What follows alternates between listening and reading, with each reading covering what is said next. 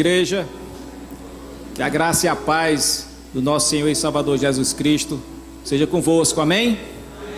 Fique de pé nesse momento para adorarmos a Deus, para lermos a sua palavra.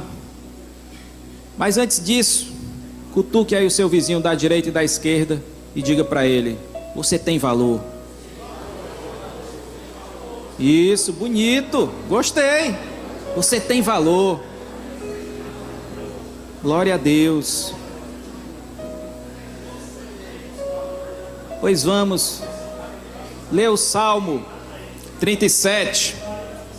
Toda a igreja, neste momento, tem a oportunidade de meditar na palavra do Senhor.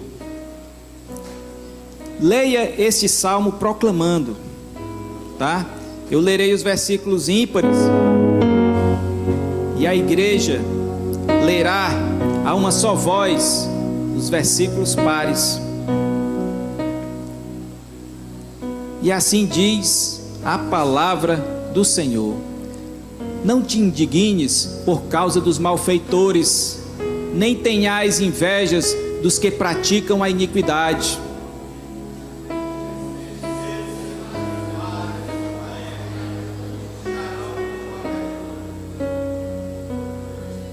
Confia no Senhor e faze o bem, habitarás na terra e verdadeiramente serás alimentado.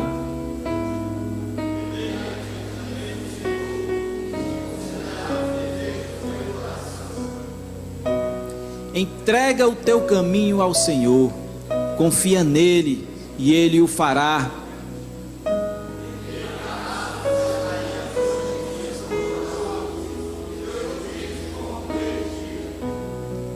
Descansa no Senhor e espera nele. Não te indignes por causa daquele que prospera em seu caminho, por causa do homem que executa astutos intentos.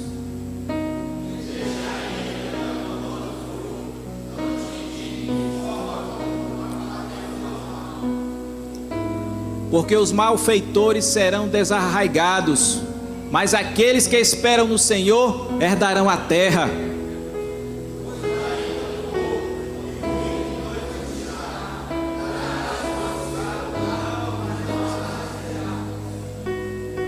Mas os mansos herdarão a terra e se deleitarão na abundância de paz.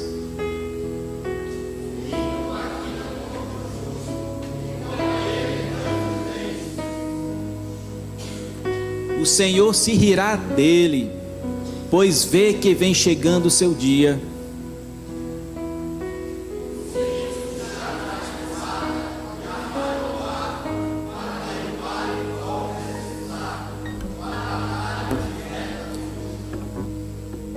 Porém a sua espada lhes entrará no coração e os seus arcos se quebrarão.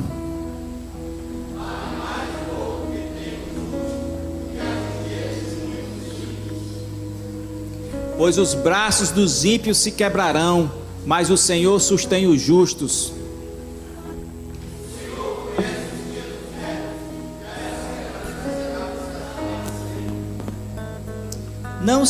Não serão envergonhados nos dias maus, e nos dias de fome se fartarão.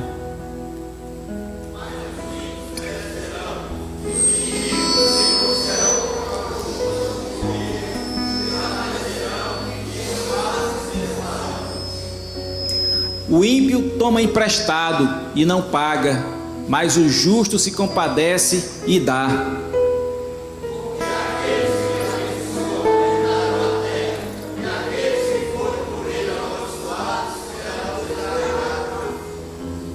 Os passos de um homem bom são confirmados pelo Senhor, e deleita-se no seu caminho.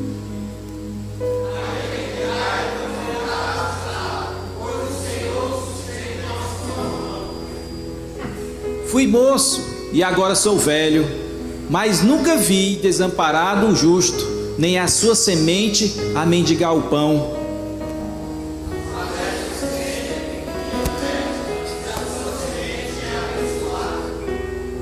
Aparta-te do mal e faze o bem, e terás morada para sempre.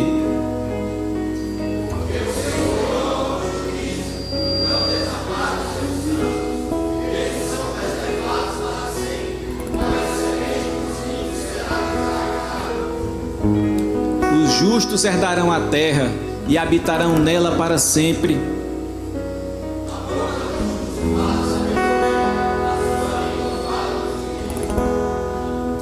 A lei do seu Deus está em seu coração, os seus passos não resvalarão.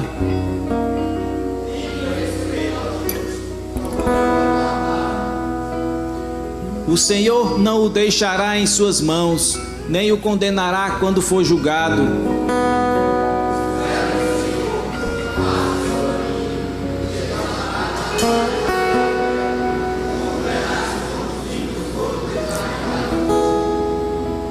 Vi o ímpio com grande poder espalhar-se como a árvore verde na terra natal.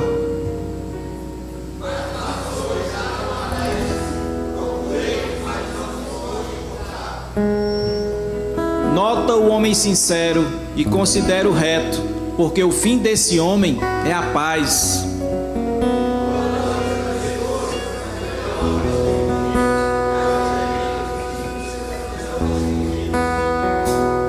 Mas a salvação dos justos vem do Senhor. Ele é a sua fortaleza no tempo da angústia.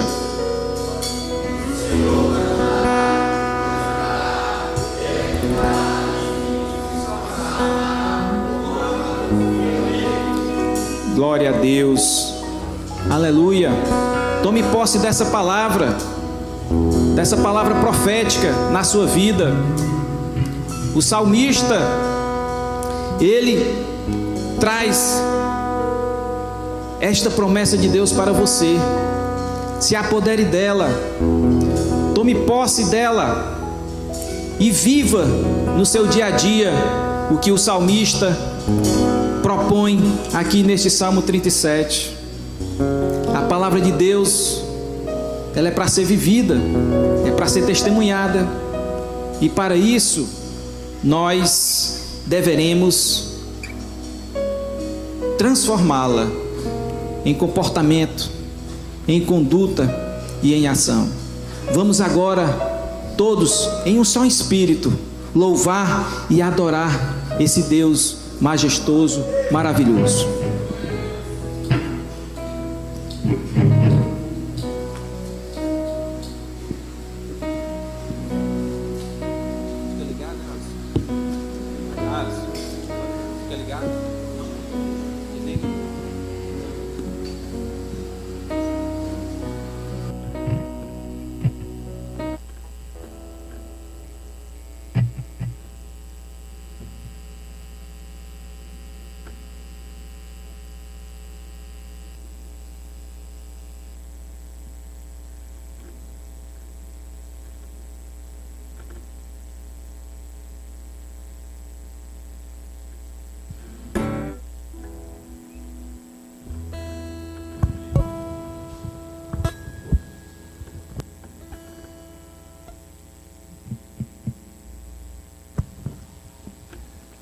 Som. Amém. Vamos reverenciar o Senhor, anunciar a sua vinda. Amém. Nós possamos tomar isso com grande verdade. Até que Ele venha, até que Ele venha, Cristo a esperança e ao mundo levar. Até que Ele venha, até que Ele venha.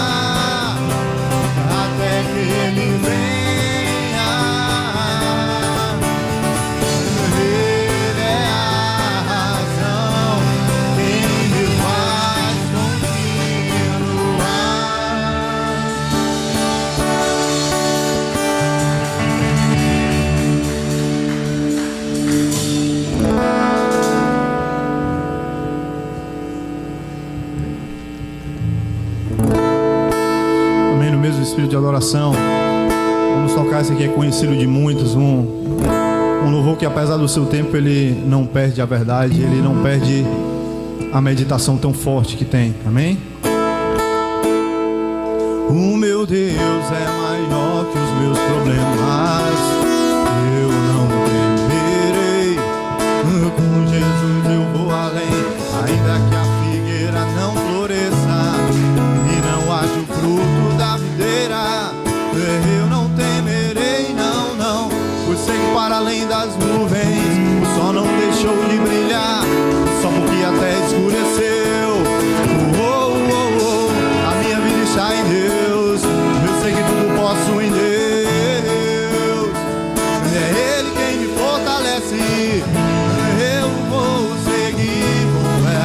Oh, meu Deus, eu vou para a rocha mais alta que eu sei pra onde vou. Como águia vou.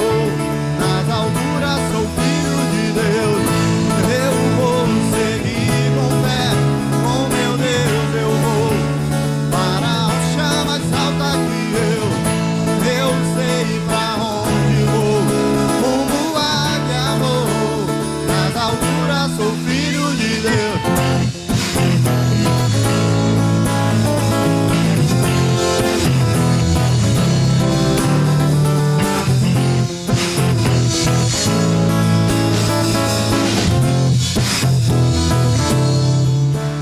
O meu Deus é maior que os meus problemas.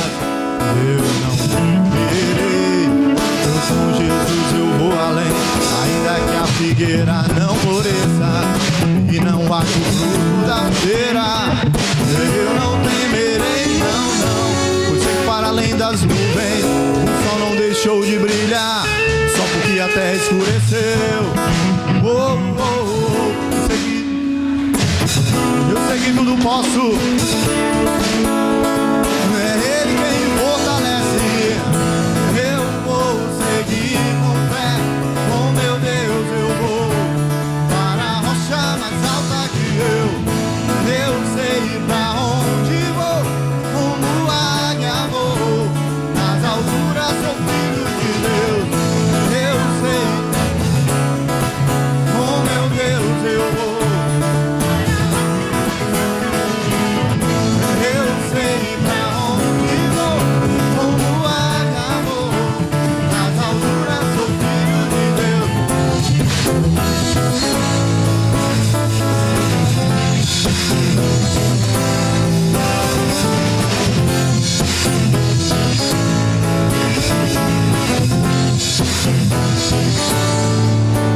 O meu Deus sabe tudo que eu preciso pra sentir a paz dentro do meu coração.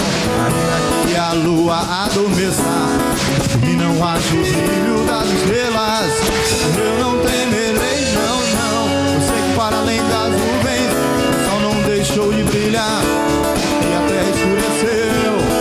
Oh, oh, oh. A minha vida está em Deus. Eu sei que tudo posso em Deus. É Ele quem me fortalece. Eu vou seguir com fé. Com meu Deus eu vou para a rocha mais alta que eu sei pra onde vou. Como águia vou. Eu vou seguir com fé. Com meu Deus eu vou para a rocha mais alta que eu sei pra onde vou. Como águia vou. Nas alturas sou filho de Deus. Nas alturas sou filho de Deus. Nas alturas sou filho de Deus.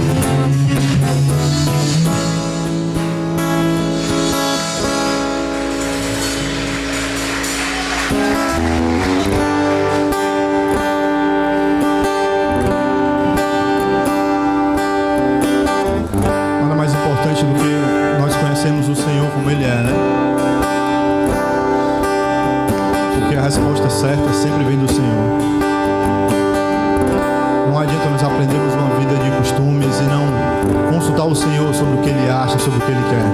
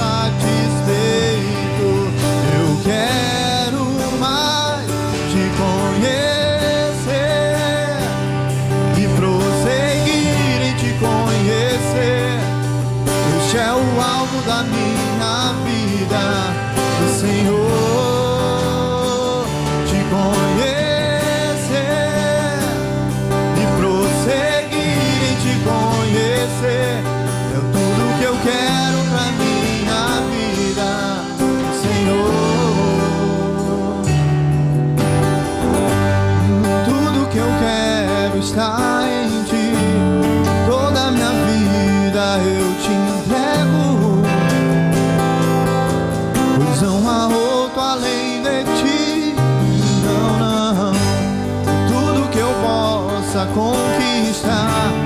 Não se compara a tua presença,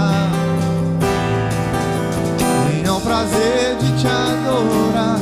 Dias vêm, dias vão, e em meu coração só aumenta o desejo de te encontrar. Agradecido eu sou pelo que já recebi, mas não me estou satisfeito. Eu quero mais te conhecer.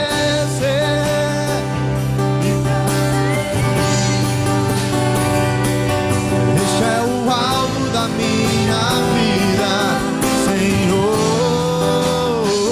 Te conhecer e prosseguir em te conhecer é tudo que eu quero pra minha vida, Senhor. Te conhecer e prosseguir em te conhecer. Este é o alvo da minha vida, Senhor. Te conhecer e prosseguir em te conhecer é tudo que eu quero pra minha vida, eu quero te ver como nunca te vi, tocar-te, sentir tuas mãos me tocar. Podes fazer em mim o que tem que fazer, segundo o teu coração. Clarice, eu quero te ver. Eu quero te ver como nunca te vi, tocar-te, sentir tuas mãos me tocar. Podes fazer em mim o que tem que fazer. Quero ser segundo o teu coração, te conhecer e prosseguir em te conhecer.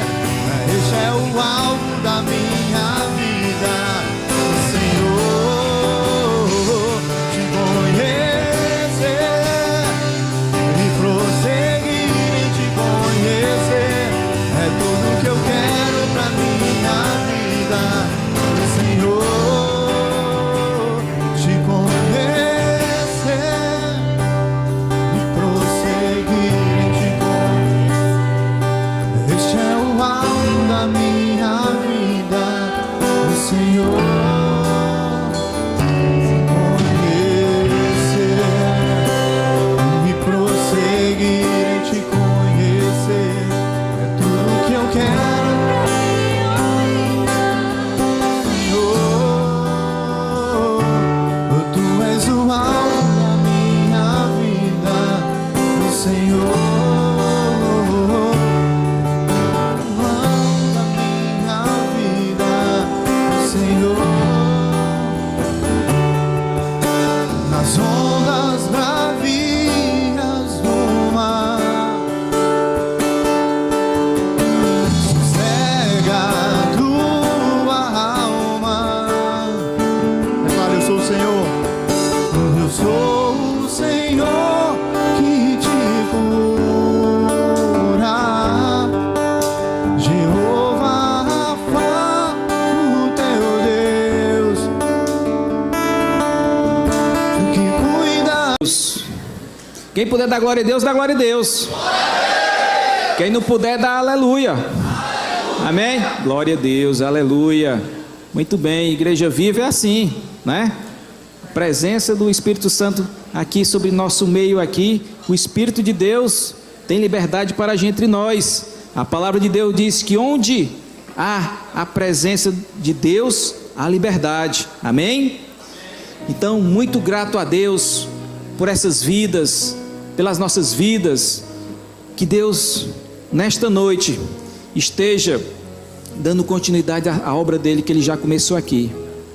Antes mesmo de você chegar, Deus já operava aqui em nosso meio, né?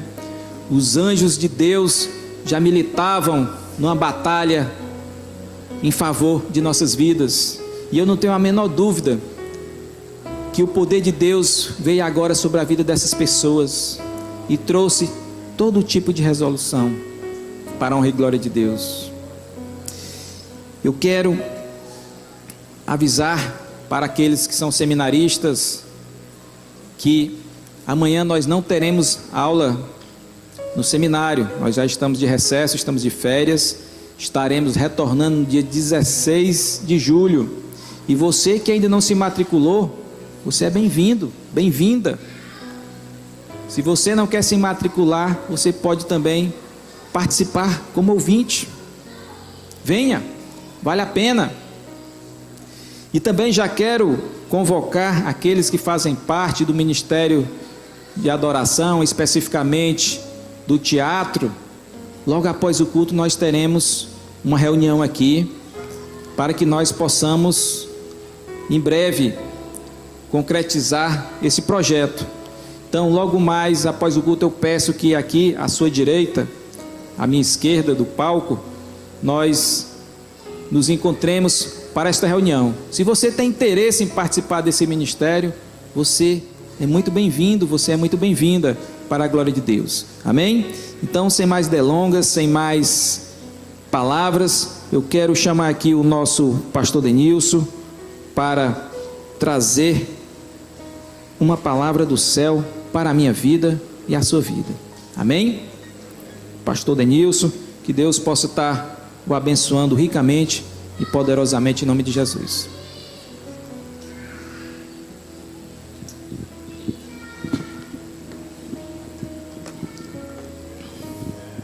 Amados, é muito bom estar aqui. É muito bom ser brasileiro. É ou não é? Você está torcendo pelo Brasil? Está ou não está? Vou convidar as crianças para vir aqui à frente. Nós vamos orar por elas e depois nós vamos falar um pouquinho sobre a Copa do Mundo, amém? Nada sobre Copa do Mundo, meu irmão. Vamos lá, as crianças, jovens, crianças, que na verdade não são o futuro do país, mas já são o presente. Olha que coisa linda aqui à frente. Eu me lembro que a Simone era do tamanho dessas meninas aqui quando eu começava a paquerar ela na igreja. Eu era da idade do Pedrinho, assim. Olha o Pedrinho já de olho nas duas ali, ó. Já começava a paquerar, mas eu não podia namorar não, Pedrinho. Tive que esperar mais uns 3 anos. E depois me casei com a Simone, olha só. Sou feliz. A melhor coisa é você encontrar uma varoa aqui na igreja, amém? Aí o Pedrinho, amém, pastor, amém. A minha mãe sempre dizia para as mães lá: segure as cabras que o meu bode está solto. Então as mães das meninas seguram as cabrinhas aqui, que o bode está solto aqui, meu irmão. Mó gavião, ó. Estenda suas mãos e vamos orar para essas crianças aqui, para esse culto infantil, para que a bênção de Deus possa estar com eles também ali. Ó Pai, nós queremos abençoar essas crianças que aqui estão. E declaramos que elas não são o futuro do país, mas já são e fazem parte do nosso grande presente. Que a Tua graça, a Tua misericórdia possa estar com cada uma delas, Pai. Que a mensagem ali ministrada, ensinada, na linguagem dessas crianças, possa trazer em todas elas edificação, salvação e transformação. Nós as abençoamos em nome de Jesus. Amém e amém. Vai lá, Pedrinho, conduz as meninas. Vai lá, Pedrinho.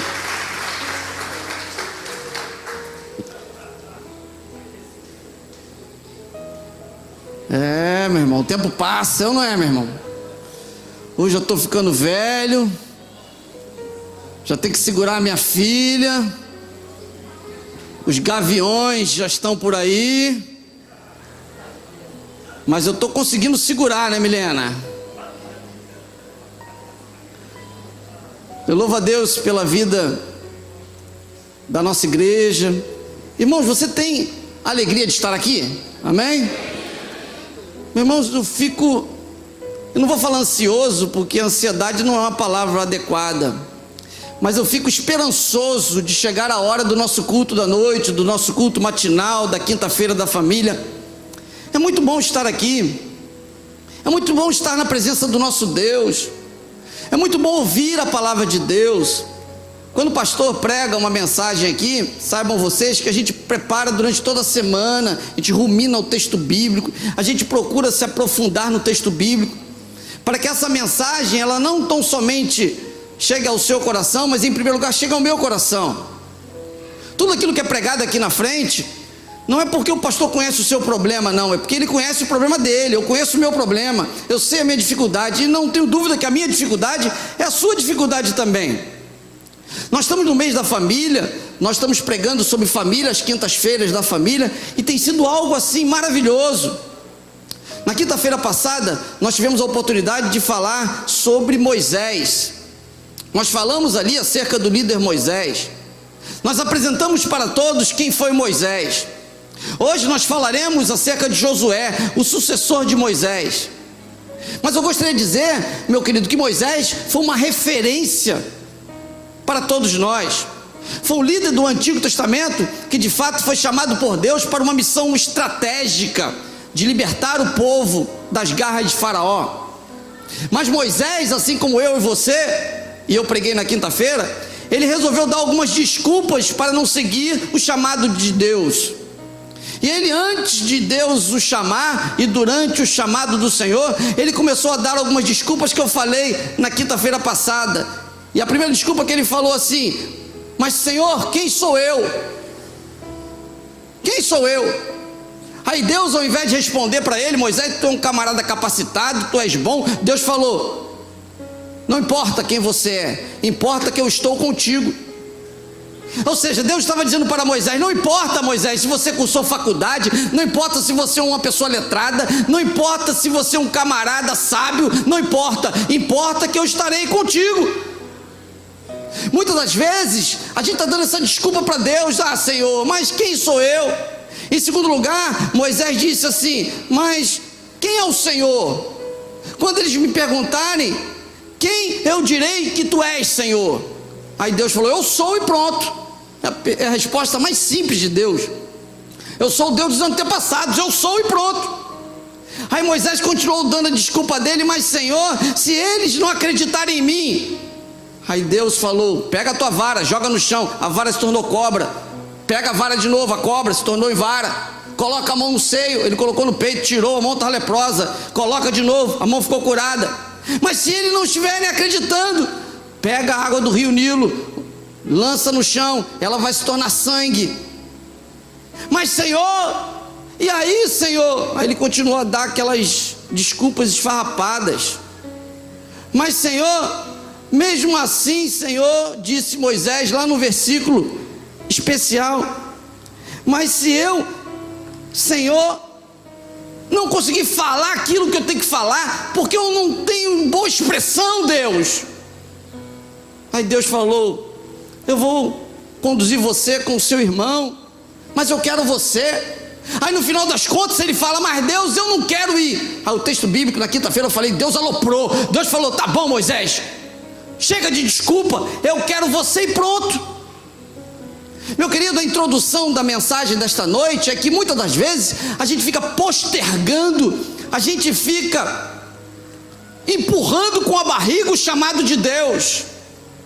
E Deus nesta noite quer dizer para você que Ele é o seu Deus, que se Ele estiver com você, se você acreditar nesse Deus Todo-Poderoso, Ele vai fazer grandes maravilhas. Ainda que você se ache incapaz, todavia Deus estará com você e Ele vai fazer de você uma bênção, amém? Essa é a introdução de Moisés, um homem de Deus, um homem que passou por dificuldades, um homem que deveria liderar o povo durante algumas semanas lá no deserto, mas o povo era um povo ruim, cerca de 3 milhões de pessoas que reclamava daqui, reclamava de lá. Parece conosco. Eu já falei aqui, repito, que na minha igreja de Recife tinha uma mulher que reclamava. Eu falei, meu querido, eu vou orar por você, que não é possível, você só vive reclamando. No final do culto, para resumir, eu falei, minha irmã, vou orar por você a semana toda para melhorar. Essa dor não passa, essa dor nas costas não passa, essa dor nas costas não passa. Na semana seguinte estava eu lá, e aí, minha irmã, orei, curou. A dor nas costas curou, pastor, glória a Deus. Mas agora eu estou com dor no joelho. Eu escrevi no Pão Diário isso, porque tem gente, meu querido, que é sempre assim. Se não é um problema aqui, é outro problema ali.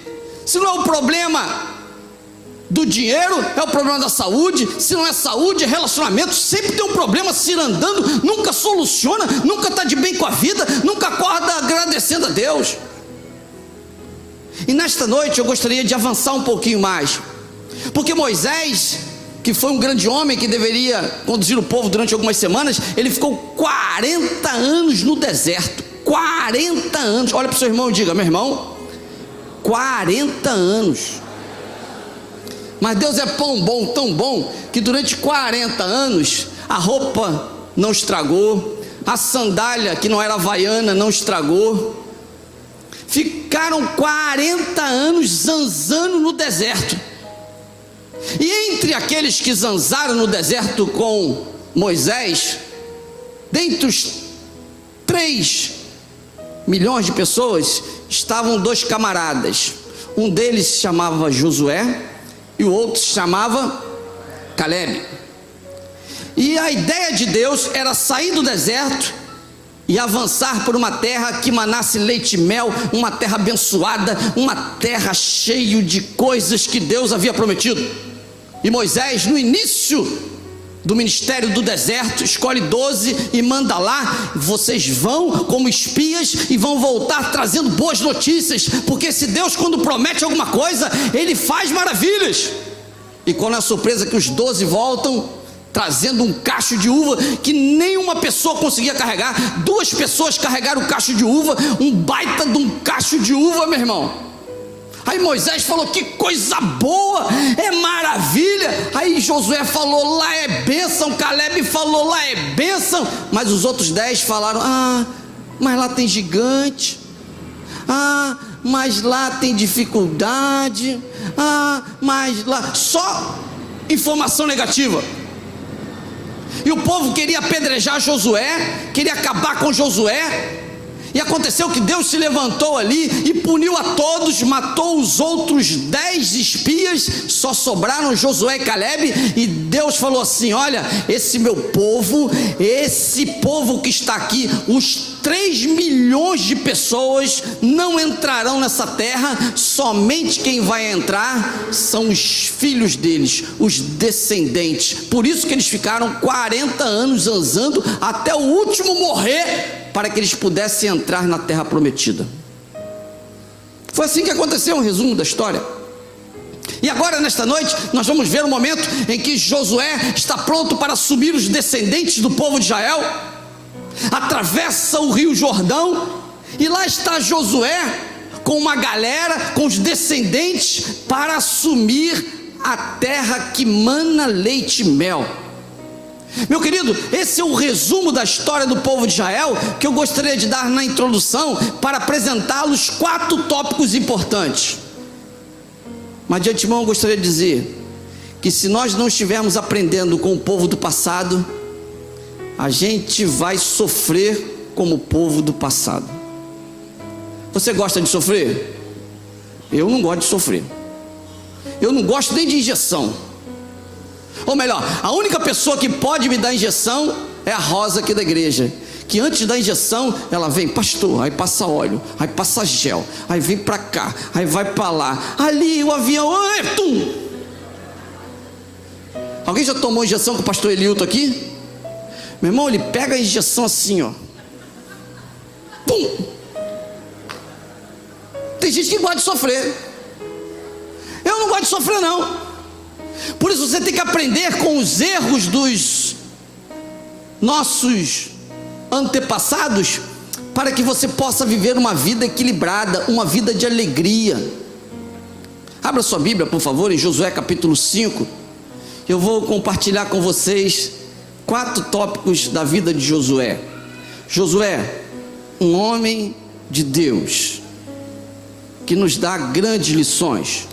Josué, capítulo de número 5, versículo de 13 em diante.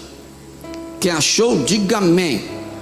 Assentado como você está, eu vou ler na minha versão, para que você possa compreender de forma clara e objetiva as 5 lições de Josué. Diz assim a palavra de Deus, Josué 5, a partir do versículo de número 13, está projetado ali, e diz assim: estando Josué já perto de Jericó, olhou para cima e viu um homem em pé, empunhando uma espada, e aproximou-se desse homem e perguntou: você é de nós ou é o nosso inimigo? E aquele homem disse assim: nem uma coisa nem outra, eu venho na qualidade de comandante do exército do Senhor. Então Josué prostrou-se com o rosto em terra, em sinal de respeito. Ele perguntou: que mensagem o meu Senhor tem para o seu povo servo também? O comandante do exército do Senhor respondeu, repita comigo, ou leia comigo: tire as sandálias dos teus pés, pois o lugar que você está é santo. Antes de avançar para o texto seguinte, que é o segundo tópico, eu gostaria de compartilhar com vocês acerca dessa introdução do texto, que é acerca da santidade do Senhor.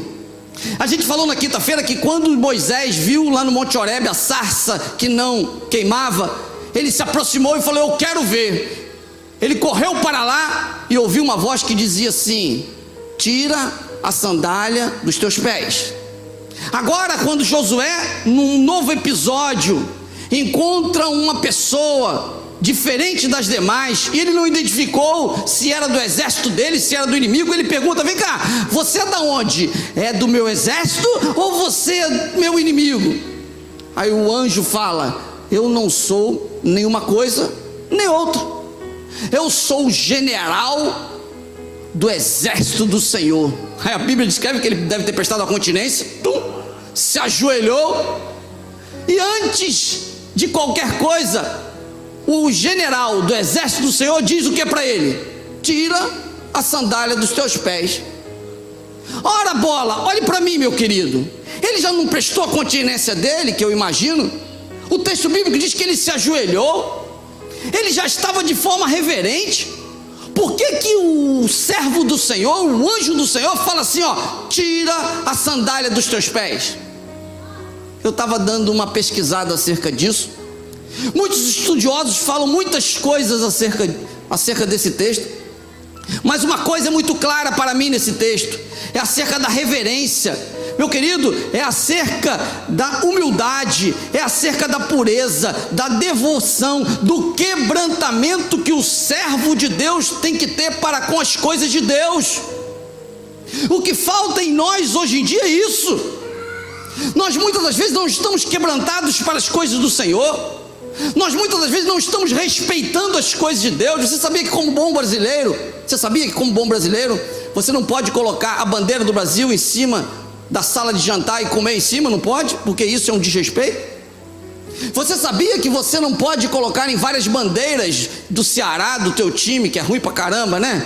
Do Fluminense e do Fortaleza, se você colocar a bandeira do Brasil do lado oposto, que não seja no centro, é um desrespeito à sua nação? Você sabia que se você hastear a bandeira de cabeça para baixo, é como se você estivesse xingando a sua nação? Você sabia que você queimando a bandeira, que é um símbolo nacional, isso é algo grave? Mas muitas das vezes nós não estamos fazendo isso em relação à nação, mas tudo bem. Mas em relação às coisas de Deus, pastor, peraí, falta-nos o respeito, falta-nos a devoção, falta-nos o quebrantamento.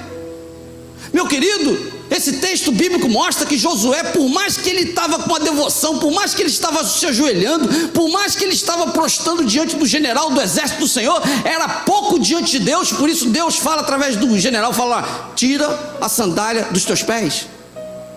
As coisas de Deus têm que ser bem tratadas, têm que ser bem cuidadas.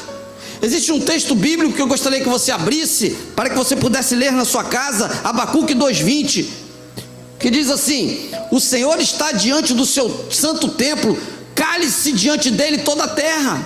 Olha só.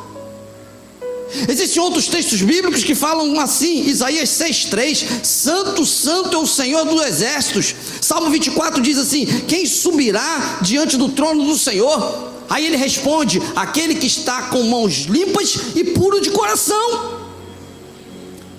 O sacerdote, sumo sacerdote do Antigo Testamento, para entrar no Santo dos Santos, ele não podia entrar de qualquer maneira. Os estudos de outrora dizem que ele tinha que entrar amarrado numa corda, porque ele era o intermediário do povo, e se ele morresse ali, ninguém poderia entrar no Santo dos Santos. Aí, se ele tivesse tido um infarto lá, o pessoal puxava pela corda. O que falta em nós hoje em dia é essa devoção, esse quebrantamento, esse respeito diante das coisas de Deus. Eu falei na quarta-feira que na minha época, quando eu era menino, eu não podia subir no púlpito porque era o Santo dos Santos. Meu querido, ficava até com medo, tremendo. Hoje eu sei que não é o púlpito que é o Santo dos Santos aqui, é o Senhor Deus que habita aqui. Antigamente, na ceia do Senhor, aquela ceia que era servida, ninguém podia comer. Hoje em dia acaba a ceia do Senhor, só um montão de gente catando uva, catando bolo, parece que está morrendo de fome, irmão. Ah, pastor, mas aquilo é um pão plus vita, aquilo é uma ovinha, eu sei, mas quando nós colocamos aquilo aqui, ela passa a ser algo que representa algo muito especial. Por isso, nós temos que ter um quebrantamento, nós temos que ter um respeito para as coisas de Deus. Eu comprei um violão para o Bruninho. Pai, eu quero um violão. Comprei um violão bom. Aí ele: pai, eu quero um violão melhor. Eu falei: meu filho, outro violão melhor? Não sei o que o Tomirinho colocou na cabeça do Bruno. Para mim violão é tudo igual, né? Aí ele comprou um violão, chamou os amiguinhos dele lá em casa. Pai, aqui em casa, vou levar, chamou, tá bom, daqui a pouco eu estou ouvindo aquelas músicas lá. Eu falei: umas músicas que não edificava, umas músicas meio estranhas, uma letra meio estranha. Aí eu chamei depois o Bruno: ô Bruno, ou você muda as músicas ou perde o violão. O que você acha? Mudou as músicas. O que falta em nós em relação às coisas de Deus, porque eu falei: filho, esse violão foi consagrado ao Senhor, foi dedicado ao Senhor, papai comprou para que você possa adorar, glorificar o nome do Senhor. Meu querido, em primeira mão, gostaria de dizer para você que as coisas de Deus precisam sim ser respeitadas, amém?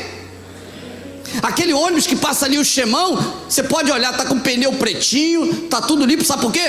Porque aquele ônibus é de quem? É do Senhor. Tudo que é do Senhor, a gente precisa cuidar, a gente precisa ter essa visão, meu querido. Olhe para o seu irmão e diga: meu irmão, cuide bem das coisas do Senhor. E diga assim: as suas coisas, faça o que você quiser, mas as coisas de Deus, cuide das coisas do Senhor. Amém? O seu carro é seu? Então cuide. A sua casa é sua? É de quem? Então cuide. Cuide se for do Senhor. Se for teu, pode deixar do jeito que está. Amém?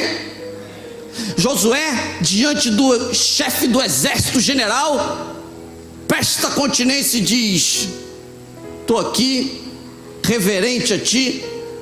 E o general fala: tira a sandália dos teus pés, porque o lugar em que tu estás, santo és. A primeira lição é essa: é a santidade para com o Senhor. É você fazer com que as coisas do Senhor sejam de fato consagradas ao Senhor. Eu avanço o texto bíblico no segundo tópico, que diz assim, capítulo 6, versículo 1. Veja na sua Bíblia projetado aqui. Jericó estava completamente fechada por causa dos israelitas. Ninguém saía nem entrava. Então o Senhor disse a Josué: saiba que entreguei nas suas mãos Jericó, rei, seus homens todos. Marche, Josué, uma vez ao redor da cidade, com todos os homens armados. Faça isso durante 6 dias. 7 sacerdotes levarão cada um uma trombeta de chifre de carneiro à frente da arca. No 7º dia marchem. Todos devem marchar 7 vezes ao redor da cidade. Os sacerdotes toquem as trombetas. Quando as trombetas soarem ao longo do toque, todo o povo dará um forte grito. O muro da cidade cairá. O povo atacará, cada um no lugar onde estiver. Josué, filho de Nun, chamou os sacerdotes e disse: levem a arca da aliança. 7 de vocês levarão trombetas à frente da arca. Verso 7 diz: e ordenou ao povo: avancem, marchem ao redor da cidade. Os soldados armados irão à frente, diante da arca do Senhor. Meu querido, esse texto de 6 até o verso, do capítulo 6, do verso 1 ao verso 7, fala da estratégia do Senhor. O que Deus fala para Josué? Deus fala assim: Josué, você vai conquistar aquela terra, mas ele sabe que você faça isso. Isso o quê? Existe Jericó, as muralhas de Jericó, eles estão isolados lá. Você vai durante 7 dias circundar essas muralhas. No 7º dia você vai fazer 7 vezes, 7 voltas, e nessas 7 voltas os sacerdotes irão à frente e tocarão a trombeta. Quando tocar a trombeta, a muralha vai cair. E o que aconteceu? Tudo isso segundo o que o Senhor disse. Eles foram lá, no primeiro dia deram uma volta, no segundo dia deram uma volta, no terceiro dia deram outra volta, no 7º dia deram 7 voltas. Dá para você imaginar lá em Jericó, a guarita lá, o pessoal, esse povo de Israel deve estar louco. A gente aqui preparado para lutar e eles dando voltinha aqui, parece a Copa do Mundo. Que negócio é esse? Mas no momento em que eles tocaram a trombeta, no momento em que eles gritaram, o texto bíblico descreve que as muralhas caíram. Estratégia de Deus. Olhe para o seu irmão e diga: meu irmão, quando Deus manda, trate de obedecer. É interessante que no capítulo seguinte, que nós não vamos ler, aí Josué ficou todo show, né? É tipo, deu 7-0 na Alemanha. Pronto, agora nós vamos lutar contra a AI. Aí pediu que umas pessoas fossem lá, deram uma olhada, aí falou: rapaz, isso é muito molezinha, nós vamos matar esses caras. Não consultaram a Deus, não falaram nada, mandaram 3.000 homens, e o que aconteceu? Perderam. Sabe por quê? Porque não seguiram a estratégia do Senhor. Meu querido, gostaria de dizer em segunda mão para você que a estratégia de Deus é necessária para a sua vida. Você tem que entender que Deus faz e desfaz porque Ele tem um propósito em sua vida. Hoje o pastor está aqui, graças a Deus, com 49 anos, ó, 4.9, meu irmão.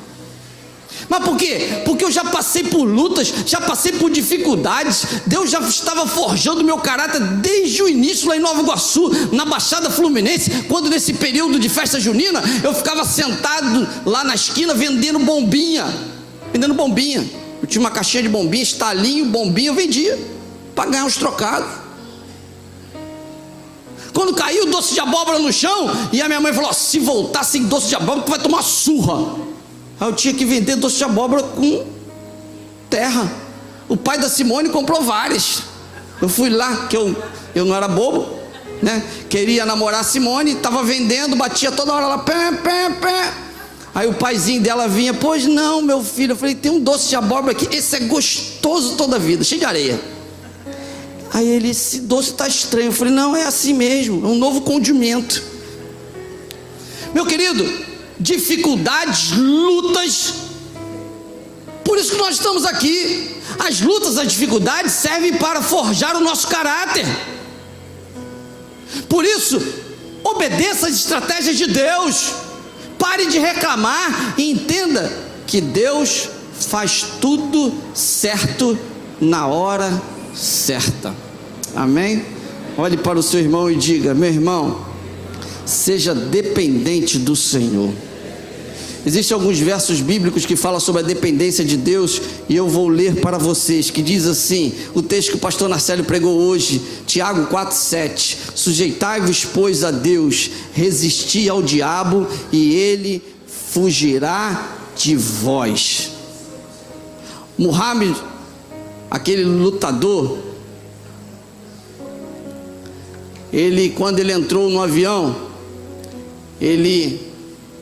lutador internacional, aí ele falou assim, quando a aeromoça falou para ele assim: olha, meu filho, coloca o cinto de segurança. Aí ele disse para a aeromoça: super-homem não coloca cinto de segurança. A aeromoça falou assim: super-homem não anda de avião, coloque-se o cinto. Aí ele botou o cinto. O que eu quero dizer para você? Muitas das vezes a gente fica muito autossuficiente. A gente acha que o que Deus faz conosco é para nos pressionar, para atrapalhar o nosso sucesso. Meu querido, Deus faz tudo de forma perfeita. O sofrimento que você está passando é algo que Deus permite para que no futuro você dê boas risadas e glorifique o nome dEle. Acompanhe comigo o texto bíblico e vamos para o terceiro tópico, a partir do verso 22, que diz assim, no texto bíblico: Josué disse a 2 homens que tinham espionado a terra: entre na casa da prostituta, tire de lá todos os seus parentes, conforme o juramento que fizeram a ela. Então os jovens que tinham espionado a terra entraram, trouxeram Raabe, trouxeram seu pai, trouxeram sua mãe, trouxeram seus irmãos, todos os seus parentes, e tiraram de lá todos da sua família, e os deixaram no local fora do acampamento de Israel.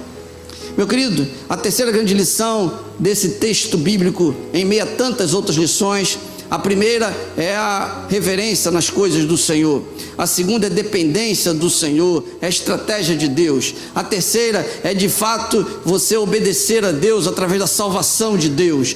Deus, ele chamou Raabe aqui em meio a tantas pessoas de Jericó, ele sacou uma prostituta e salvou essa prostituta. E essa prostituta, ela foi aquela que havia recebido os vigias, os espias. E Josué e Caleb declararam para aquela mulher prostituta assim: olha, se você, na nossa volta, no momento da destruição, colocar um cordão de escarlate na porta, quando o anjo passar e quando nós viermos aqui, você será protegida. A salvação dará a você, a sua casa, a todos que estiverem dentro do aposento. E assim aconteceu. A terceira grande lição desse texto é acerca da salvação da família. Eu não posso deixar de colocar isso diante dos irmãos.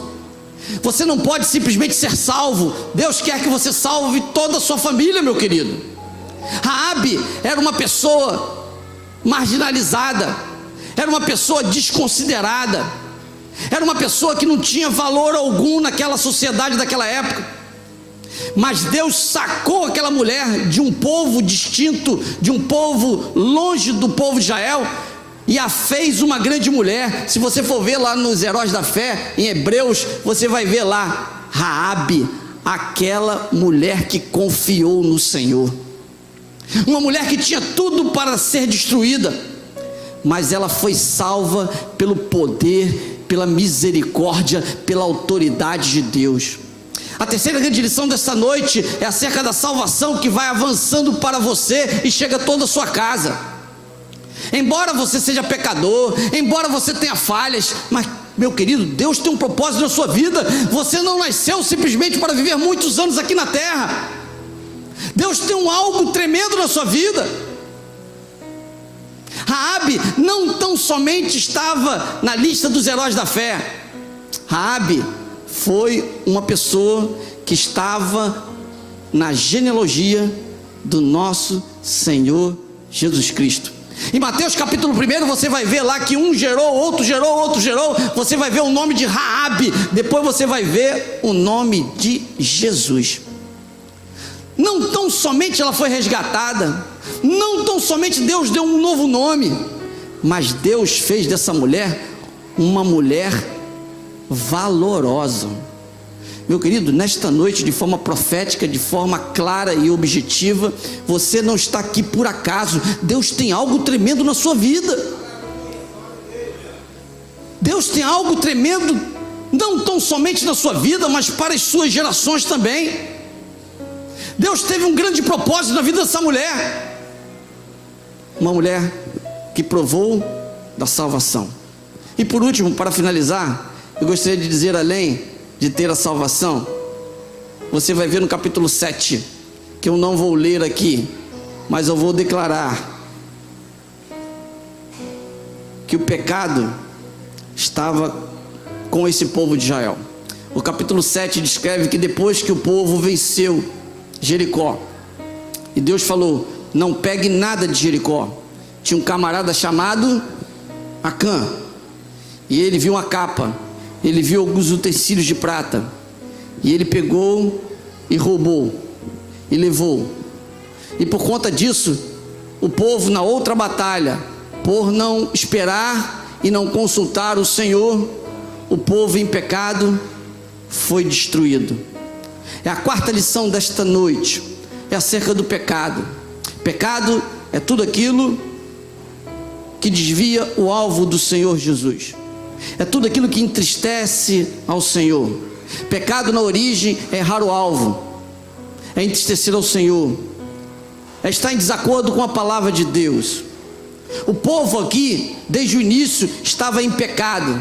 Alguns textos bíblicos confirmam para todos nós que pecado, 1 Tessalonicenses 4:7 diz: porque Deus não nos chamou para a imundícia, mas nos chamou para a santificação. Hebreus 12:14 diz: segui a paz com todos e a santificação, sem a qual ninguém verá a Deus. Pecado é violar os princípios de Deus. Esse povo que está aqui violou os princípios de Deus, e por isso pagou muito caro. A quarta lição nessa noite é chamar a sua atenção acerca das suas atitudes no dia a dia, porque tudo aquilo que a gente planta, a gente colhe. Nós podemos escolher o caminho a seguir, mas nós somos reféns das consequências.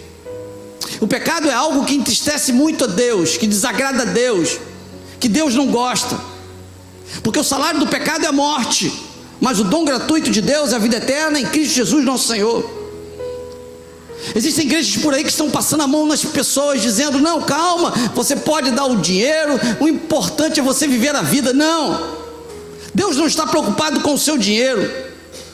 A Bíblia diz de forma clara e objetiva que Ele quer obediência, Ele não quer sacrifício, Ele não quer os seus bens, Ele é o dono de todas as coisas. Ele quer sim que você esteja com o seu coração puro, lavado, remido, arrependido. A quarta lição desse texto bíblico é que o povo estava mergulhado no pecado, por isso que Jericó foi destruído. Foi destruída, a cidade foi destruída.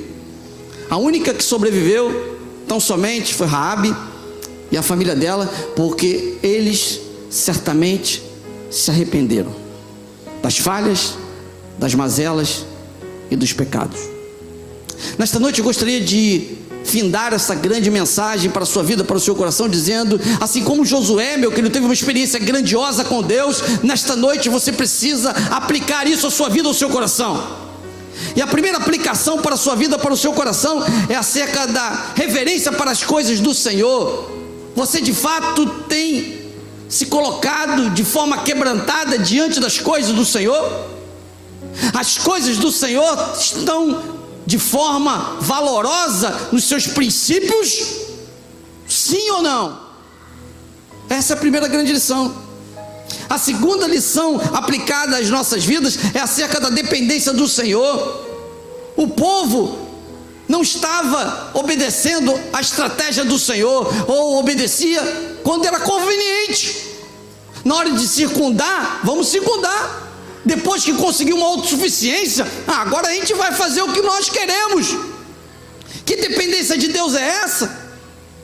Meu querido, eu gostaria de dizer para você que nós não podemos fazer nada sem o Senhor. Você não pode acordar, você não pode dormir, você não pode fazer nada. Se Deus quiser, você vira uma noite sem dormir. Se Deus quiser, você nem acorda. Se Deus quiser, você passa mal ou passa bem, dependência de Deus. Você entende isso?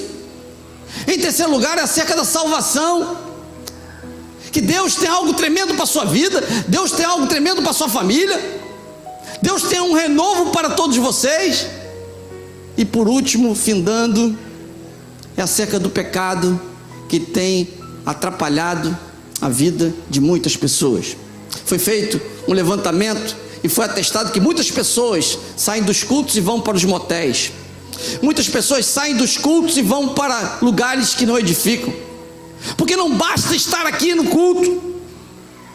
O nosso culto, Romanos 12, 1 e 2, precisa ser um culto racional. Ele precisa continuar após esse momento. Quando a palavra de Deus diz em Tessalonicenses que orar sem cessar, é que a nossa vida tem que ser uma vida constante de oração. Não somente aqui orando, não somente aqui lendo a Bíblia, não somente aqui buscando uma santidade. Eu gostaria de concluir essa mensagem nesta noite de forma clara e objetiva, atestando que, assim como Josué, o sucessor de Moisés, superou as dificuldades, é hora de superarmos as nossas dificuldades. É hora de termos referência para as coisas do Senhor. É hora de buscarmos a salvação para toda a nossa família. É hora de obedecermos a Deus incondicionalmente. E é hora de nos revestirmos de santidade, tirando todo o pecado que doravante esteja nos dominando. Encontrei ontem, na corrida que eu estava fazendo perto da minha casa, um jovem, ex-aluno da casa de recuperação, que eu não vou falar o nome dele, mas ele estava sentado no banco, e eu corri e parei na frente dele e falei: como você está? Ele falou: pastor, estou há 3 dias sem dormir. E ele estava com um maço de cigarro na mão, e eu peguei o maço de cigarro na mão dele e falei: você quer mudar de vida? Ele falou: quero, pastor. Eu peguei o maço de cigarro, tinha uma lata de lixo, eu abri o maço de cigarro, tinham 12 cigarros ali. Aí eu contei 12, coloquei na lata de lixo e falei assim: escolha o que você quer. Se você for para a casa de recuperação, nós daremos uma vaga para você. Se você não for, siga o teu destino. Aí dei uma volta na praça. Quando voltei na praça, ele não estava, e dentro da lata de lixo não estava o maço de cigarros, porque ele optou em seguir o pecado. Meu querido, muitas das vezes a gente brinca com as coisas de Deus. Hoje, se ouvirdes a minha voz, não endureçais os vossos corações. Feche seus olhos nesta noite. Eu não sei como você está vivendo, eu não sei o que você tem passado, mas nesta noite eu gostaria de confrontá-lo e perguntar para você se você está de forma quebrantada para as coisas do Senhor, se você tem respeito às coisas de Deus. Na minha época, quando eu era menino, em Nova Iguaçu, eu passava no ônibus, andava de ônibus, os católicos faziam até reverência às igrejas, é ou não é? Reverência. Hoje em dia eu vejo que ninguém faz mais nada, principalmente nós que somos evangélicos. As coisas de Deus estão sendo colocadas em último plano. Mas nesta noite o Senhor quer dizer para você: tira a sandália dos teus pés, busca ao Senhor, valorize as coisas de Deus. Em segundo lugar, eu gostaria de dizer que você precisa ser dependente do Senhor. Você precisa entender que Deus tem estratégias. Hoje a Teté está fazendo uma prova lá em Recife. É o último ano que ela está fazendo a prova da Academia da Força Aérea. Eu tenho certeza que Deus tem um propósito na vida da minha sobrinha, porque no futuro ela vai dizer assim: foi Deus quem me deu. Meu querido, Deus tem as estratégias dele. Não fique ponderando com as estratégias do Senhor. Em terceiro lugar, eu gostaria de dizer: seja obediente ao Senhor. O maior presente que você pode ter é a sua salvação, é a salvação da sua família. E em quarto e último lugar, livre-se do pecado, confesse o seu pecado, abra a sua voz diante do Senhor. O salmista Davi, ele declara: enquanto eu me calei, envelheceram os meus ossos, porque a sua mão pesava sobre mim. Enquanto você estiver em pecado, você vai sofrer. Enquanto você tiver pecado, você vai ter insônia. Enquanto você tiver pecado, você vivendo em pecado, você vai ficar enfermo. O pecado produz isso: mágoa, angústia, depressão. Por isso, confesse ao Senhor, entregue teu caminho ao Senhor, confia nele e o mais ele fará. Nesta noite eu gostaria de lançar um desafio para você. Primeiramente, você que não é membro da nossa igreja, você não é evangélico. Se você quer nesta noite entregar a sua vida a Jesus, quer dizer: eu quero entregar a minha vida a Jesus. Você que está ao alcance de nossa voz, porque a nossa mensagem está passando lá também. Se você quiser entregar a sua vida a Jesus, levante sua mão nesse momento. Em nome de Jesus eu vou orar por você. Alguém que nesta noite quer entregar a sua vida a Jesus?